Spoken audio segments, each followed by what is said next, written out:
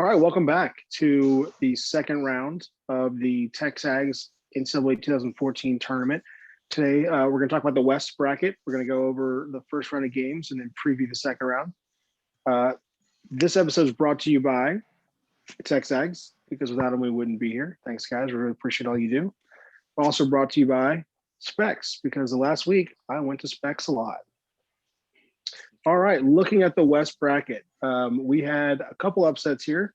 One huge upset from my boy T-Bone, but we had the 1, the 5, the 7, and 3 moving on. So let's look at these games and talk through them. Yeah, so first up, we have number 1 seed Nebraska versus number 8 seed TCU. And this game was a lot closer, I think, than a lot of people predicted, Cody. Like I said in the pre-show seating, I predicted a kind of a high-scoring game, track meet style scoring, and this lived up to it. 49-35 was the score. Nebraska was victorious. They were too much to handle. I think TCU's defense was lacking in the offensive skills of Nebraska's quarterback and running back combo. So good game, closer than I think a lot of people expected, though.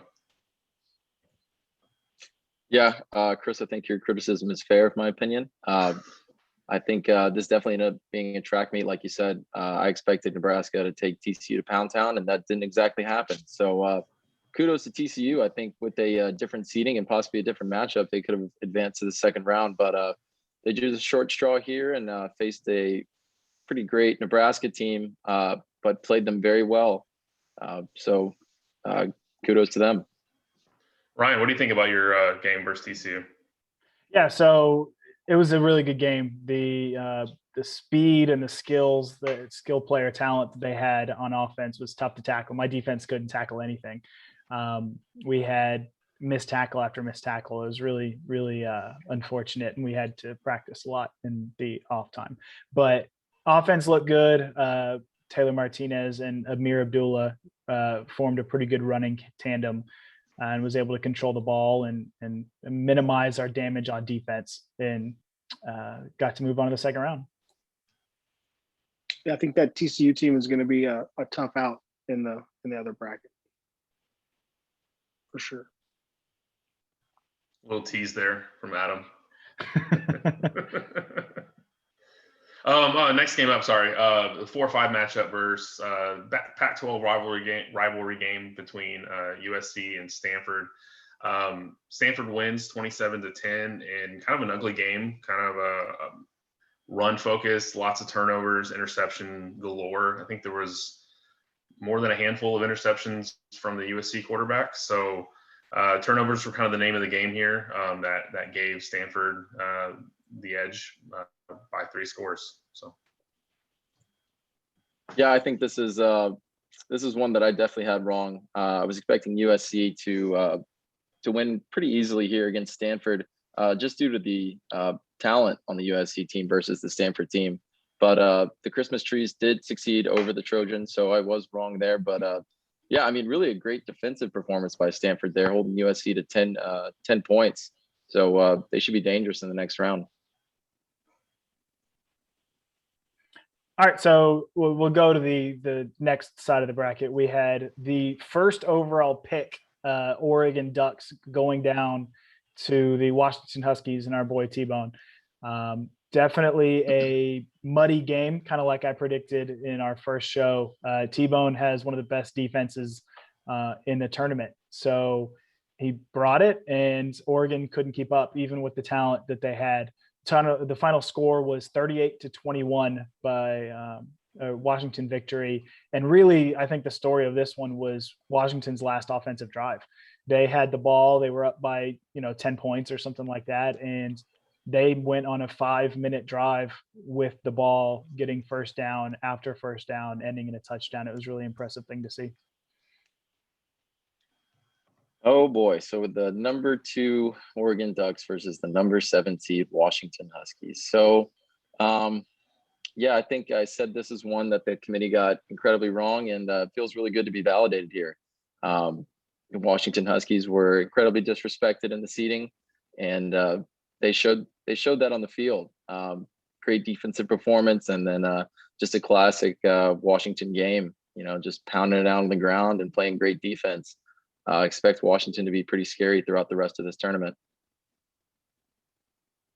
Agree. Very great game by Troy, and happy to see him take that dub.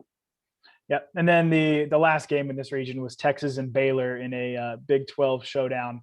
I think Cody called this the asteroid game, if I remember right. Texas won this game 49-17. An asteroid hit, and it only hit on one sideline though. Texas kind of had control of this game from the start. Again 49-17 final. It was Texas's game, and Baylor struggled to try and keep up. Yeah, unfortunately, we didn't get our asteroid. And probably the worst outcome came out of this game is that Texas won, and they won handily. Yeah, who cares? But yeah, I mean, Texas is one of the most talented teams on this game, and they showed it against Baylor. And I guess expect them to be scary for the rest of this tournament. Yeah, who cares? All right, let's look at these matchups in round 2. Our first game is going to be Ryan and his Huskers versus Quick Ag and his Stanford Cardinal. What do you guys think about this matchup? So I imagine Stanford versus Nebraska is not a game that has happened a lot in the history of college football. You might be able to count on one hand how many times these teams have faced off. I expect Nebraska to come in guns a-blazing.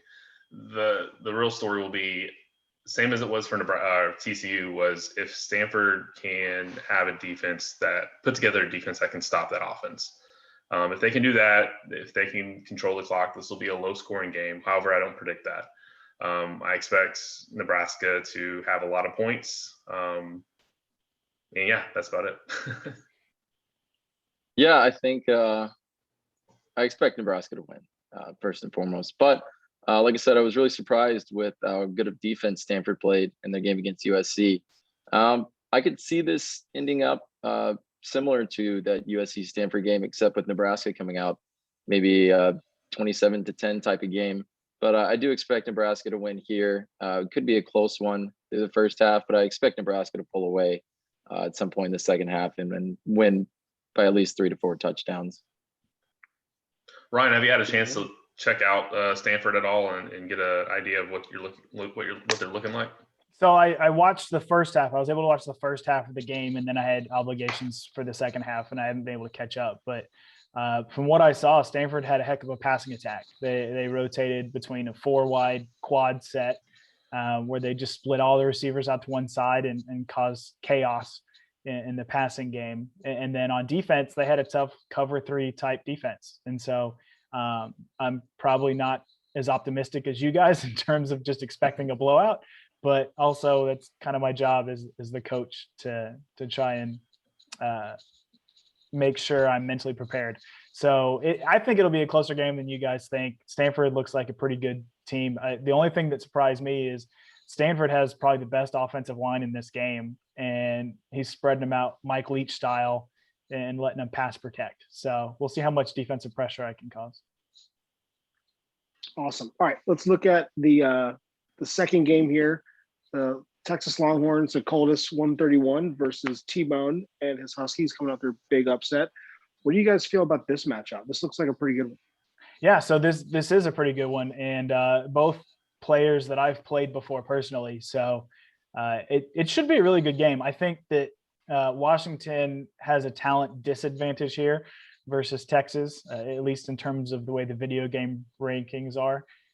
Texas has a lot of talent. So I think T-Bone is going to have to bring that defense and really muddy it up. As we saw in the first round game, Texas won big. And so if he can slow down that offense and maybe chew up some time of possession, keep the game close, it could be anybody's game in the fourth quarter.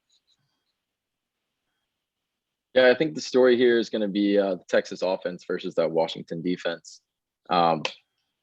Texas scored a lot of points in that first game. I don't think they're going to have that opportunity in this game for a couple of reasons. First and foremost being how good of a defense that Washington team has. And then secondly, the pace of play by the Washington offense. I think they're really going to slow this game down. I think it's going to be a low scoring game. I think it'll probably be, somewhere probably lower scoring than that Oregon-Washington game. I expect Washington to come out of this one actually and continue their Cinderella story of sorts, unless you've been paying attention at all. But yeah, I expect Washington to make it out of this one, but I wouldn't expect it to be a blowout in any sort.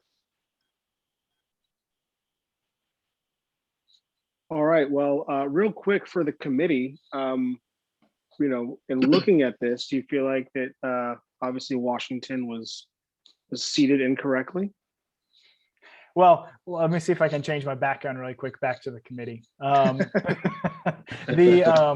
Actually, I can't. Hold on.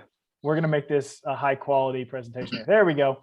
So and take off the hat. So as the committee, we felt that Washington was properly seated based on their performances prior to the tournament. Obviously, they outperformed in the first round game. We also think that maybe the Oregon offense and the Oregon team was overseeded more than anything else. So we stand by our rankings, but we're excited to see if a Cinderella run can happen.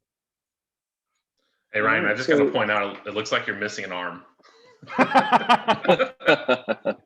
And the committee overrated the number one pick team. Okay. All right. So good stuff there. Can't really justify that, but good try. As always, guys, thanks again for streaming those games. Get with your opponent. We got about a week to play these games.